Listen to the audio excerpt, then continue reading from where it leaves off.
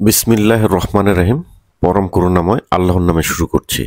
আজকে বিভূতিভূষণ বন্দ্যোপাধ্যায়ের একটা ভালো গল্প, যেটি আমাদের একাদশ দ্বাদশ শ্রেণীর জন্য ধার্য করা হয়েছে। গল্পটির নাম হচ্ছে আহ্বান। এই গল্পের ধারাবাহিক আলোচনায় আজকে পর্ব 1 চলে যায় মূল গল্পে। আহ্বান গল্পের কথক একজন স্কুল মাস্টার, অর্থাৎ তিনি একটা স্কুলের মাস্টার হিসেবে ছিলেন। তার ভাষ্যে গল্পটি বর্ণিত হয়েছে, অর্থাৎ গল্পটি আসলে বর্ণিত হয়েছে লেখকের নিজের ভাষ্যে, লেখকের নিজের জবানিতে। এই মাস্টার মশাই শহরে থাকেন।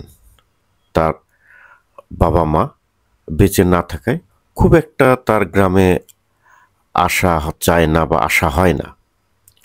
এক ছুটিতে তিনি গ্রামে এসেছেন, কিন্তু গ্রামে ঘর বাড়ি নেই তার অনেক দিন আগে থেকেই। পৈতৃক বাড়ি যা ছিল সেটা ভেঙে চুরে ভিটেতে জঙ্গল গজিয়েছে, এখানে বসবাসের অনুপযোগী হয়ে রয়েছে। এ অবস্থায় তিনি একদিন গ্রামে এসেছেন। তার গ্রামে আসায় তার পিতার বন্ধু চক্রবর্তী মশাই খুব খুশি হয়েছেন। তিনি বললেন, কতকাল পরে বাবা মনে পড়ল দেশের কথা, গ্রামের কথা। এখানে বাড়িঘর করবে না? করতে তো চাই, কিন্তু এত টাকা পয়সা পাবো কোথায়? বেতন পায় সামান্য বা অল্প স্বল্প, অর্থাৎ একজন স্কুল মাস্টার, সে আর কত বেতন পাবে? অল্প বেতন পায়। তখন চক্রবর্তী মশাই বললেন, আমি ঘর বাস দিচ্ছি, চালাঘর তুলে ফেলো, মাঝে মাঝে যাতায়াত করো। মাঝে মাঝে যাতায়াত না করলে তুমি যে গ্রামে আছো এটা বুঝবো কিভাবে? এরপর গ্রামের আরো অনেকে এসে তাকে ধরলো, অন্তত একটা খড়ের ঘর তো উঠাতে হবে। আমরা এখন চলে যাব ভিডিও চিত্রে। পড়াশোনার জন্য গ্রাম ছেড়েছে এই যুবক। মা বাবা মারা যাওয়ার পর গ্রামে আর তেমন কেউ ছিল না, তাই যাওয়া হয়নি। শহরেই কষ্ট করে পড়াশোনা শেষ করেছে, জুটেছে সামান্য মাইনের একটা চাকরিও। তবে বিয়েটা করা হয়নি। প্রায়ই মনে হয় একবার গিয়ে নিজের গ্রামটা দেখে আসি, কেমন আছে শৈশব কৈশোরের সেই গ্রামটা। অবশেষে চাকরিতে কিসের একটা ছুটি পেয়ে সে ছুটেছে ছেড়ে আসা নিজেদের পাড়া গায়ে।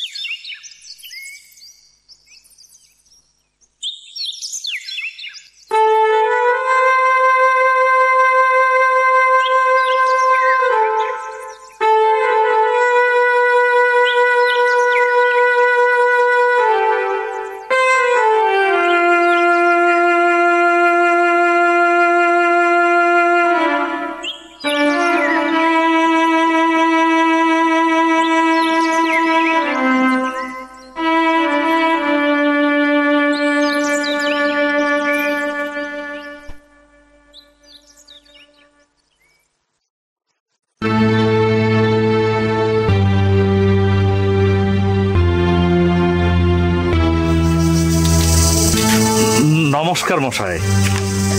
আগে মশাই, ওই চক্রবর্তী মশাইয়ের বাড়িটা যেন কোন দিকে? আমি চক্রবর্তী, আপনাকে তো ঠিক চিনতে পারলুম না। আগে আমি নরেশ বাড়ুজ্যের ছেলে, গোপাল বাড়ুজ্যে। ওই মা বাবা মারা যাওয়ার পর থেকে আমি কলকাতা চলে গেছি, আর ফিরে আসা হয়নি। তার মানে তুমি আমার বাল্যবন্ধু নরেশের ছেলে? আগে এত বড় হয়ে গেছো তুমি, দেখো দেখি কাণ্ড, আমি তো চিনতেই পারছি না। আরে চলো চলো চলো চলো, বাড়িতে চলো, বাড়িতে চলো। হ্যাঁ, কতদিন পরে আমার বন্ধুর ছেলে আমার বাড়িতে এলো। তা বাবা গোপাল, এতদিন পরে মনে পড়লো গ্রামের কথা? হ্যাঁ আগে কাকা বাবু, আসলে সেই যে লেখাপড়া শেষ করে কলকাতা চলে গেলাম, তারপর সেখানে চাকরি পেয়ে গেলাম, সেই কৈশোরে গ্রাম ছেড়লাম, আর গ্রামে আসলাম না। মন চাই বারবার গ্রামে ফিরে আসি, মা বাবার ভিটেটাও দেখে যায়, কিন্তু সময় পাই কোথায়। এবার ছুটি পেয়ে গেলাম, আর অমনিতে একাই চলে আসলাম। তা দেখলে তো তোমার পৈতৃক বাড়িতে কেমন ভেঙে চুরে জঙ্গল গজিয়ে গেছে। আজ্ঞে খুড়োমশাই, তা তো দেখলাম, দেখে মনটা খুব খারাপ হয়ে গেল। আসলে দোষটা আমারই। মা পিসিমা বাবা মারা যাওয়ার পর যে বাড়িটা রেখে গেছেন, সেটা আমি রক্ষা করতে পারিনি। যা যাবার তা তো গেছেই গোপাল, ওসব ভেবে আর লাভ কি?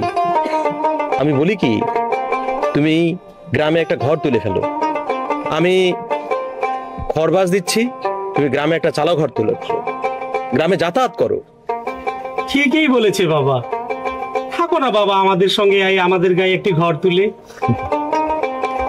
আমাদের গ্রামে শিক্ষিত মানুষের বড়ই অভাব। কাকা বাবু, মানে ওনাকে আমার খুব চেনা চেনা লাগছে। আমি যদি ভুল না করে থাকি, উনি আমাদের বীরেন কাকা।